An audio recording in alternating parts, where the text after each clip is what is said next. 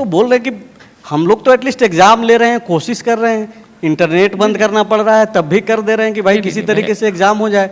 आप लोगों के ऊपर बोला जा रहा है कि आप लोग ना जेपीएससी ले पाए, जेएसएससी का जो वैकेंसी है आपके रीजन में निकाला गया, एग्जाम इन लोग करा रहे हैं। मैं पहली बात कहूँगा, पीछे क्या हुआ नहीं हुआ ये विषय नहीं है, उसका उत्तर नहीं हो सकता है भाई। अगर इस वक्त जो गड़बड़ी हो रहा है उसका इनको जवाब देने चाहिए।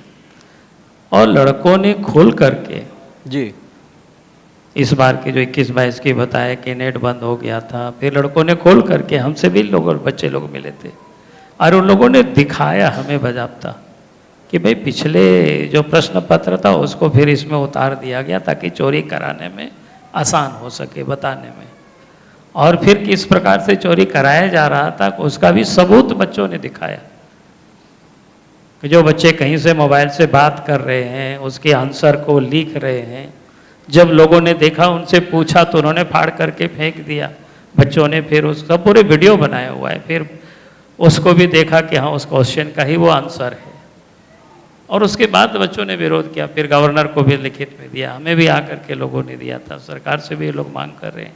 तो कहने का अर्थ है कि इतनी सारे प्रूफ है, प्रमाण है, तो हमारा कहना है जब पता ही है कि भाई इतना जल्दी कुछ हो नहीं सकता है तो इतनी वो हड़बड़ी क्या दिखा रहे थे।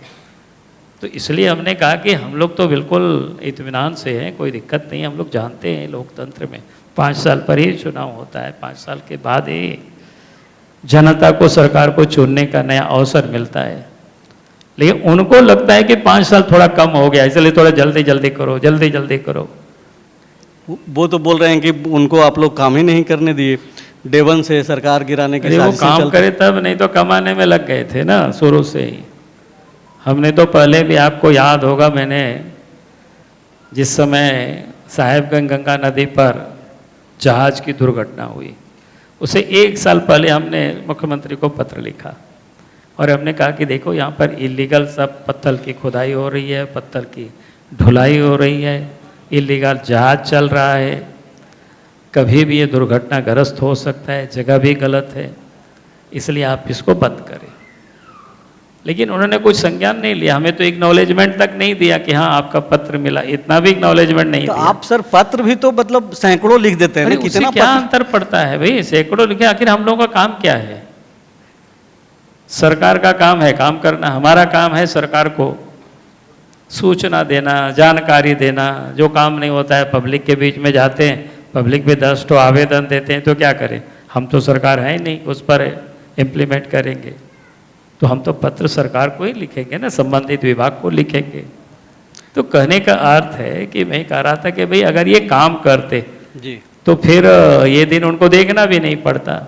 तो ये कमाने में जब लगे तब लगा कि भाई हमने समय समय पर सचेत करते रहे, पत्र लिखते रहे, तो उस बार वो संज्ञान लिए होते तो शायद स्थिति कुछ और होता। कहाँ हुआ? सोचा था इस साल फसल का अच्छा दाम मिला तो बेटी का शादी करा देंगे। पर जेएमएम ने तो वादा किया था कि फसल के लागत मूल्य का 150% एमएसपी मिलेगा। तुमको नहीं मिला? नहीं।